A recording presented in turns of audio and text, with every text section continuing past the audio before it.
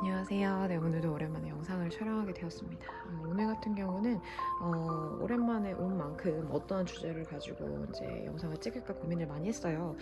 코어라는 거를 주제로 가지고 찍고 싶고요. 제가 선생님들이랑 이제 대화할 때, 그리고 첫 면접이나 이런 선생님들의 그런 역량을 볼 때 코어를 인지하는 동작을 한번 뽑아보라고, 그렇게 뭐라 그럴까, 그렇게 뭐라 그러지? 요구라는 단어 아닌데 어쨌건 좀 그렇게 뭔가 오퍼를 드리는데, 이유는 이 코어에 대한 인지를 할 때의 느낌을 정말 아시는지, 그리고 그거를 가장 활용성 있게, 그리고 일반 사람 수준, 그러니까 아예 초보자 수준에서 느낄 수 있는 움직임들의 동작을 알고 계시는지를 여쭙고 싶어서 그렇게 좀 선택해서 와달라고 설명을 드리는데, 보면 뭐 선생님들 시퀀서도 되게 좋아요. 저의 생각과 다른 경우도 있고, 저도 또 보고 배울 때도 있고, 다양하게 생각할 수 있는데, 사실 단순하게 생각하면 코어라는 거는 중심부의 힘이죠. 중심부의 힘을 쓰는 이유는 활용성을 높이는 거라고 저는 생각을 해요. 불필요한 긴장감을 빼고 정말 필요한 요소의 힘만 가지고서 내 몸의 움직임을 최상으로 극강으로 이제 끌어올려서 활용하는 건데, 그 움직임을 알기 위해서, 사실 그 느낌을 알기 위해서 저는 무중력 상태의 느낌을 표현을 많이 해요. 무중력 상태, 몸이 정말 가볍죠. 내 몸을 불필요하게 힘을 강하게 쓰지 않아도 되는 거라고 보시면 될 것 같아요. 힘을 조절하지 못하는 분들은요, 이런 펜의 무게가 사실 뭐 10g, 20g도 안 될 텐데 이걸 1kg처럼 쓰는 분들도 있어요. 그만큼 내가 내부의 힘을 어떻게 활용하는지에 따라서 사용하는 에너지원이 달라질 수 있고, 그게 불필요한 그런 힘으로써 나의 불편감이나 뭔가 몸의 균형을 깨거나, 그리고 몸에 대한 대칭을 틀어뜨리는 요소가 될 수 있거든요. 그래서 가장 내 몸을 자유롭고 부드럽고, 그리고 그 유연하지만 그 속에 강인함이 있게끔 하는 움직임들이 필요하다라고 최종적으로 저는 생각을 해요. 그래서 그런 움직임들이, 어떠한 동작들이 좀 그럴까라고 고민을 해봤을 때 몇 가지 동작을 좀 뽑아봤고요. 근데 단순히 생각하면 우리가 이런 몸을 옮길 때도 손끝 하나로 이렇게 들어서 옮기는 무게랑 내 몸통을 잡아서 들어서 옮기는 무게랑 무게감의 느낌이 다르거든요. 그만큼 중심이 잘 갖춰져 있을 때 필요한 힘의 강도는 달라진다는 거예요. 강도가 아니지, 힘의 정도가 달라진다고 보는 거예요. 그래서 코어를 가장 인지했을 때 얼마나 내 몸을 활용성 있게 쓸 수 있는지를 보는 거라고 보시면 될 것 같아요. 이렇게 이렇게 하고, 동작을 몇 가지 말씀을 드리면요. 일단은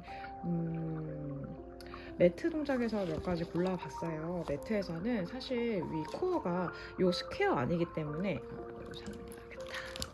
요 이렇게 둘레의 힘이라고 봐야 되잖아요. 이렇게 턴으로 감싸면 이렇게 장기를 보호하고 있는 구조의 이 부분이 코어라고 단면을 보는데, 이 둘레통의 힘, 그 다음에 이 밑단면의 힘, 요 밑단면의 힘, 그 다음에 요 밑단면의 힘, 요렇게 돼서 횡경막이 움직이는 횡경근이 또 윗단면에서 상입은 될 거고, 그럼 윗복부라고도 저는 표현을 할 때도 있고요. 아니면은 이제 위에 호흡과 같이 하는 이 윗면을, 이 스퀘어를 좀 더 압축하는 힘을 말씀을 드리고, 밑단면 이제 골반 기저근이라고 봤을 때 이 밑에를 끌어올려서 하반신으로 따라가거나 끌려가는 걸 보조하고 받치는 힘이라고 또 말씀을 드리고요. 그리고 이 옆면에 있는 이제 복사근, 오블릭 같은 경우를 썼을 때는 이제 회전근을, 좌우의 대칭을 흐트러뜨릴 수 있는 움직임을 잡아주는 근육의 힘이라고 또 말씀을 드리고, 이 둘레는 전체적인 몸통의 유지할 수 있는 힘이라고 말씀을 드려요. 그래서 이런 코어 근육들을 어떻게 활성화시키는 동작들이 있을까라고 제가 고민을 해봤는데 난리가 났네요. 아이고. 해서 동작을 보면 일단은 롤업이 있겠죠. 가장 기본적인 동작이죠. 근데 롤업의 가장 맹점은 사람들 중에서 쏘라식의 움직임이 되게 자유롭게 나오는 분들이 있어요. 이 유연성 때문에.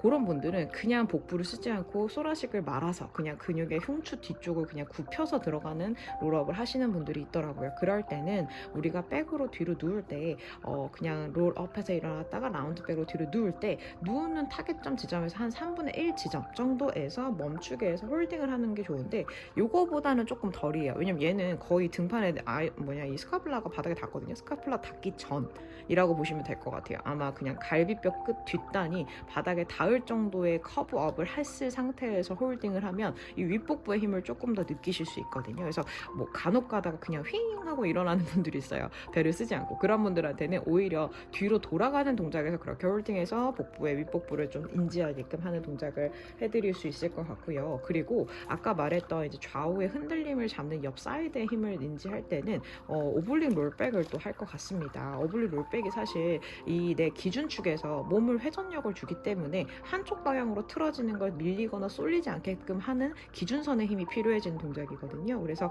이렇게 동작이 들어가는데 왜 이렇게 서클의 중간에 이제 우리 내전근에다가 스퀴즈 하는 동작을 하냐면 골반의 고정을 좀 더 주는 거라고 보시면 될 것 같아요. 사실 중심부가 여기 코어라고 봤을 때 이 코어를 좀 더 고정시키기 위해서 내전근을 사용해서 연동성으로 내 복부에 요 근육을 연결해가지고 고정하게끔 하기 위해서 내전근에 힘을 주는, 뭐 이게 서클이 아니어도 뭐 볼도 될 거고요. 뭐 여러 가지가 있겠죠. 근데 간혹 어떤 분들은 내전근이 더 힘이 강해서 안쪽으로 말려있는 넉리 같은 이렇게 무릎이 안으로 말려있는 구조인 분들은 오히려 밴드를 바깥쪽에 이렇게 홀딩해서 묶어놓은 상태에서 밀어내는 힘으로써 버티라고 큐잉을 주는 것도 나쁘지 않아요. 그래서 이게 안쪽과 바깥쪽의 균형감을 따라서 골반의 이제 말린 상태에 따라서 이렇게 좀 뭐라 그럴까 프랩 동작이 달라질 수 있고 모드가 좀 달라질 수 있겠죠. 그래서 그런 것들을 좀 하면서 하면 아무래도 맞춤식으로 될 수 있고, 저는 동작 중에 이렇게 한쪽 팔을 나가는 것도 좋지만 양쪽 팔을 더 오픈해서 아예 오픈 암으로 들어가는 경우의 동작들도 하거든요.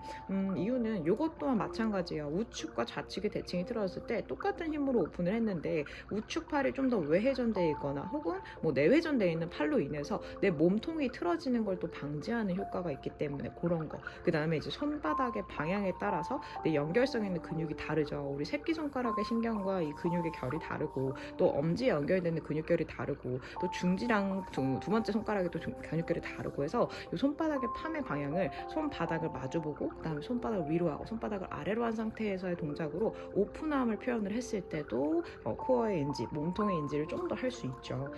그리고 숄더 브릿지를 한번 뽑아봤는데 뭐 동작이 너무나 다 코어를 쓰는 동작들이긴 하지만 왜 이 동작을 했냐면 이제 밑단면에 흔들림을 주는 거, 그러니까 위에 타겟, 옆에 타겟, 밑단면 타겟 이렇게 좀 분류해서 동작을 한 3개만 뽑았던 것 같아요. 그래서 숄더 브릿지에서 풀 동작을 했을 때 이 테이블 탑의 동작이 내 골반의 기저근의 이 받침과 물론 이제 백 근육의 힘도 많이 필요한 상황이긴 하지만 저는 이 테이블 탑에서 다리를 핀 상태에서 내렸다 올렸다 내리는 그 동작을 할 때의 타겟점에서의 느낌을 인지하게끔 하려고 이 숄더 브릿지 동작을 골랐던 것 같아요. 이런 게 이제 빌드업으로 쌓여서 이걸 좀 더 맞춘 상태에서 다른 동작을 진행을 했을 때 훨씬 더 완성도 있는 동작이 들어갈 수 있다고 저는 생각을 하고요. 그래서 이제 매트 동작을 이렇게 한 3개 정도 해봤고, 리포머 같은 경우는 웬만하면 3개 정도 하려고 했는데 그 연결돼서 이제 모디를 조금씩 설명을 드릴게요. 스토막 마사지 동작을 골랐어요. 이거는 라운드백, 스트랩백, 그다음 리칭, 그다음에 트위스트까지 진행이 되기 때문에 사실 뭐 이 동작에서 라운드백 진행하죠. 그 다음에 스트랩백 진행하죠. 그 다음에 리칭, 이거는 팔을 암을 올렸기 때문에 내 이 뭐라 할까 정거근부터 이 관련된 근육들이 다 붙잡아지는 힘, 내 중심부에서 멀어지는 이걸 당겨서 내가 고정하는 힘이 필요해지는 동작이라 좀 더 난이도가 올라가죠. 그래서 이 다리를 폈다 접었다로 밑받침도 사용을 하면서 팔의 액션이나 동작의 모션, 그 다음에 스파인의 움직임에 따라서도 또 써야 되는 근육이 달라질 거고요. 트위스트까지 들어가기 때문에 이걸 한 번에 이 모든 네 개의 타입을 다 돌았을 때 근육의 사용량은 골고루 다 쓰지 않나라고 저는 느껴지더라고요. 그래서 그 동작이 좋다라고 느꼈고, 또 비슷하기도 하지만 오히려 이게 그 뭐랄까 골반 기저근에 이슈가 있는 고관절에 이슈가 있는 분들은요 차라리 이런 숏박스에서 시팅 자세에서 동작을 하는 게 나으실 수 있어요. 공간을 좀 확보해 주는 거죠. 아까처럼 라운드백도 물론 밑에 플랫폼을 닿긴 하지만 안 닿는 분들도 있고 가동에 따라서, 혹은 뭐 풋바의 위치 높이를 바꿀 수 있긴 하지만 그러지 않고도 너무 힘들다, 그렇게 했어도 너무 힘들다, 그러면 차라리 숏박스 동작으로서 라운드백, 스트랩백을 진행을 하면서 여기에서 움직임의 모디피케이션을 주는 게 더 좋다라고 저는 생각을 하고, 여기도 이렇게 연결성 있게 가다 보면 이제 트위스트 위드 라운드백이 뒤에 있잖아요. 전 이 동작을 너무 좋아하긴 하는데 사실 다 연동되어 있는 동작들이어서 다 뭔가 종합 선물 세트 같은 느낌이어서 좋아하긴 합니다. 그래서 이 동작도 너무너무 좋지 않나. 그래서 뭐 여러 동작들이 있죠. 사실 전체적인 윗단면, 아랫단면, 옆단면 이 둘레 통단면을 인지하는 동작을 뽑는 게 사실 키포인트라고 저는 생각을 했어요. 그래서 이거 말고도 좋아하는 동작이 너무 많지만 이렇게 동작들이 좀 인지가 좋지 않나 라고 저는 생각을 합니다. 그리고 나서 캐딜락으로 돌아오면요, 캐딜락에서도 이제 동작을 말을 할 건데 캐딜락은 사실 제가 조금 어떤 게 있을까 싶은데, 사실 캐딜락이 좀 더 고정점이 있다 보니까 리포버는 이제 움직이는 판 안에서 하는 경우들도 있고, 물론 아까 같은 동작들은 뭐 스토막 마사지 말고는 사실 쇼박스는 움직이는 건 아니긴 하지만 그래도 일단 고정점이 좀 더 많은 캐딜락이 타겟 주는 부분들이 더 많다라고 전 느끼긴 하더라고요. 초보자에도 그렇고 코어를 인지하기에는. 그래서 폴더블라는 사실 마지막 동작 같은 느낌으로 전 하고 싶고요. 처음에 제가 제일 좋아하는 동작은요, 요거예요. Push through on back with extension. 이걸 되게 좋아하는데, 이게 정말 코어를 그런 거 알아요? 텐트 칠 때 이렇게 우리 이렇게 접혀져 있잖아요. 근데 이 홀을 늘렸다가 다시 맞추면 아주 단단해지죠. 그런 틀을 만들어서 텐트를 치잖아요. 그런 것처럼 우리 몸도 곡선을 통했다가 다시 스트레스를 해서 내 정렬을 딱 아기가 맞춰지듯 이 라인의 정렬을 찾아갈 때 그 느낌, 그 단단한 그 강이나 기둥 같은 그 느낌이 가장 피드백을 잘 줄 수 있는 거라고 생각하거든요. 코어의 느낌을. 그래서 이 동작을 매우 좋아요. 이거는 거의 체험 수업 때 꼭 껴서 하는 동작인 것 같고요. 근데 여기서 이제 고관절이 많이 또 찝히거나 가동의 움직임이 문제가 있는 분들, 이슈가 있는 분들은 다리를 꼭 밴딩하지 않고 스트레스로 펴도 상관없다고 저는 생각을 합니다. 대신 10분의 인지와 고관절의 힙힌지 인지는 좀 알려드리는 게 좋겠죠. 그러면 그걸 하기 전에 우리가 힙힌지와 10분을 인지하기 좋은 동작이고, 밑단면의 힘을 인지하기 좋은 동작인 에어플레인 프레비를 저는 좋아해요. 에어플레인 프레비 체크를 해놨는데 어디 있을까요? 여기다 에어플레인인데, 이거는 이제 인터색이어서 에어플레인이지만 여기까지 하는 게 사실 프랩 동작이잖아요. 그래서 롤업해서 올라갔다가 다시 롤다운해서 척추 분절로 내려오는데, 이 올리는 뛰는 이 동작 자체가 복압을 유지하고 그대로 이동시키는 동작이거든요. 이 스프링에 내 몸을 맡기고 그 롤링을 통해서 척추 사이도 공간을 넓히면서 들어 올라가게끔 하는 동작의 프랩 동작을 저는 선호했던 것 같고요.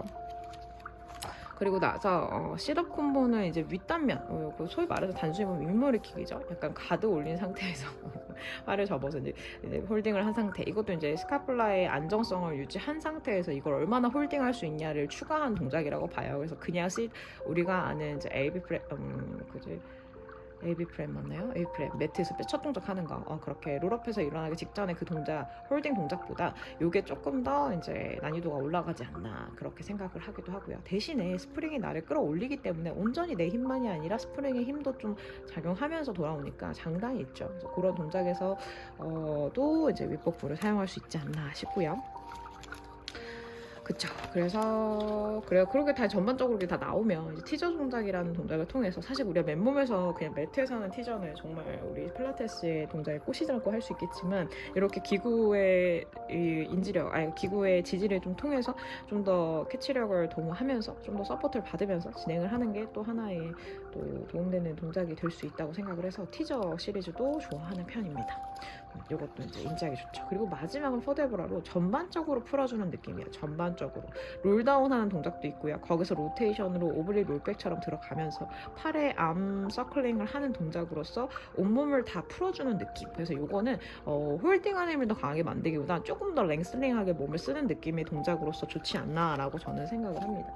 그래서 그렇게 동작들을 좀 뽑아봤어요. 그래서 이 리스트업은 또 이제 유튜브 때 해놓을 거니까 그거 보시면 될 것 같고, 체어 갈 거예요. 뭐 다른 거는 배럴이나 이런 거는 거기에 이제 매트에서 추가, 뭐 어디서 추가 이런 식으로 동작을 보면 될 것 같아서 일단 체어까지 동작을 뽑아봤고요.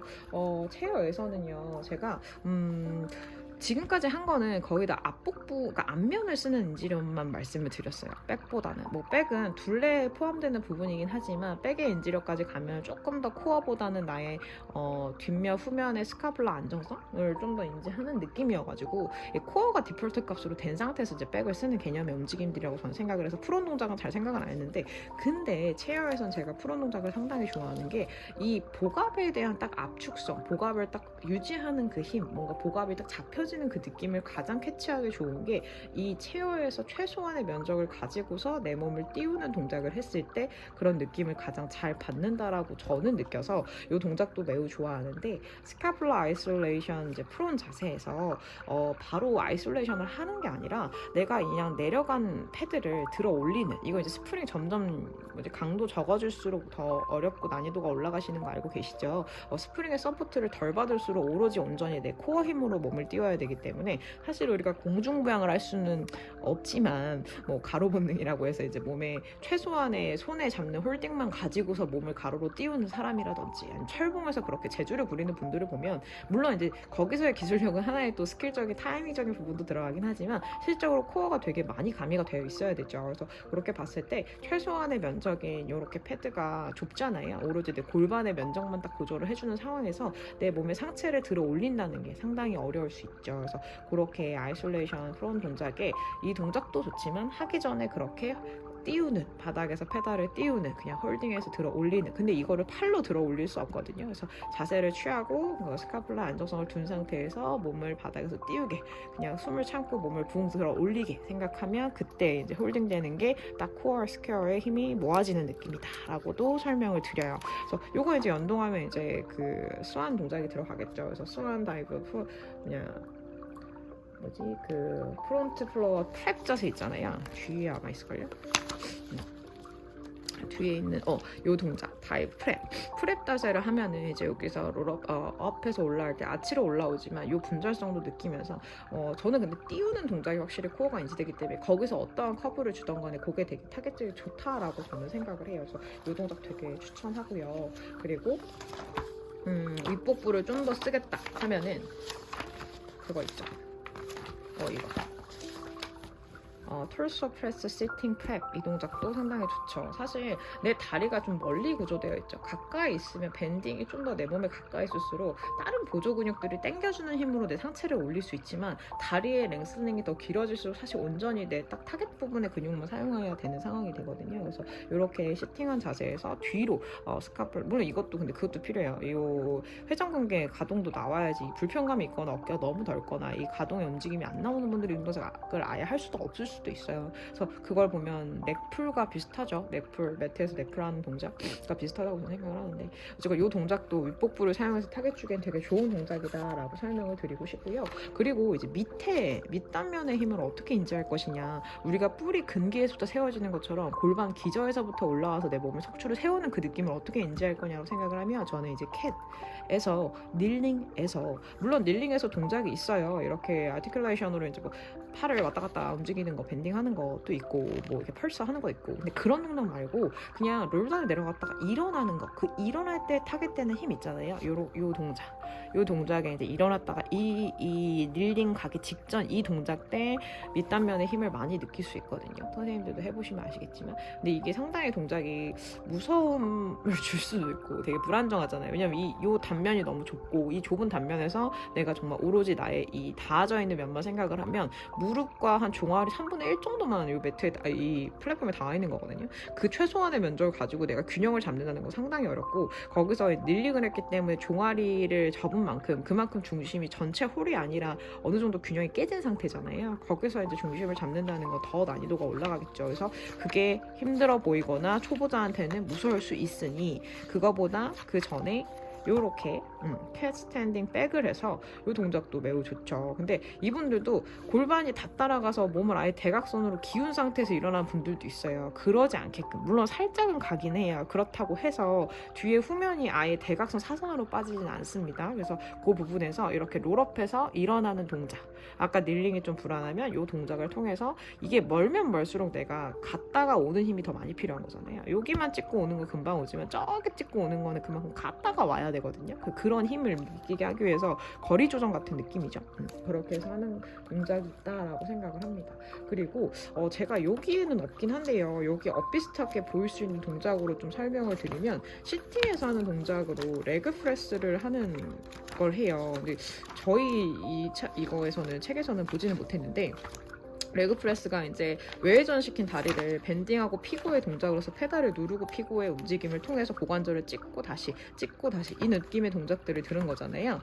내가 찍어놨는데 근데 그 동작을 시팅으로 앉아서 그러니까 우리가 그 뭐야 머메이드 자세처럼 앉아가지고 그 앉은 자세에서 이렇게 페달을 요 시세에 앉아서 한 상태에서, 아니면 이 자세도 사실 할 수 있어요. 이 자세에서 그냥 로테이션을 추가하는 거예요. 만약에 다리가 이쪽 방향으로 해서 누르는 힘에서 여기서 제일 멀어지는 내 중심에서 이 찢김을 생각을 했을 때 내가 고무줄을 늘리고 싶으면 고정을 하고 당겨야지 늘어날 거 아니에요. 이건 뭐 고무줄 아니니까 안 늘어나지만 어쨌든 그 텐션감을 주기 위해서는 반대 힘으로 당기셔야 되거든요. 그러면 다리가 밴딩이 이쪽 방향으로 내려갈 때 내 몸통은 저쪽 방향으로 밀면 요 중간점인 코어는 훨씬 더 스퀴즈 되는 느낌을 느끼실 수 있을 거예요. 그거 자체가 뭐예요? 우리가 이런 수간을 비틀어서 짜는 느낌 같겠죠. 얘는 이 방향으로 가지만 얘는 이 방향으로 가야지만 여기 중간이 짜질 수 있는 것처럼 그렇게 움직임을 줄 수 있다라고 보실 수 있어요. 그래서 뭐 이렇게 서서 스탠딩을 하는 거는 좀 더 불안할 수 있거든요. 왜냐하면 뭐 발목의 이슈, 발바닥의 이슈, 또 무릎의 이슈, 뭐 골반 고관절의 이제 뭐 각이나 골반의 움직임의 이슈, 이런 여러 가지 이슈들이 될 수 있으니까 그냥 일단 시팅으로 앉아서 하는 방법도 방법이다. 그래서 다리를 한쪽으로 빼서 한쪽 다리로 페달을 누르면서 밴드 앤 스트레치를 하는데 그 와중에 몸통을 반대쪽 사선으로 보내면 이 스퀴즈는 느낌으로 오블릭의 타겟을 훨씬 더 많이 느끼실 수 있습니다. 이런 동작들을 통해서 하면 훨씬 더 코어라는 부분이 뭔지, 그리고 내 몸을 고정하는 힘이 뭔지를 좀 더 캐치할 수 있다고 저는 생각하거든요.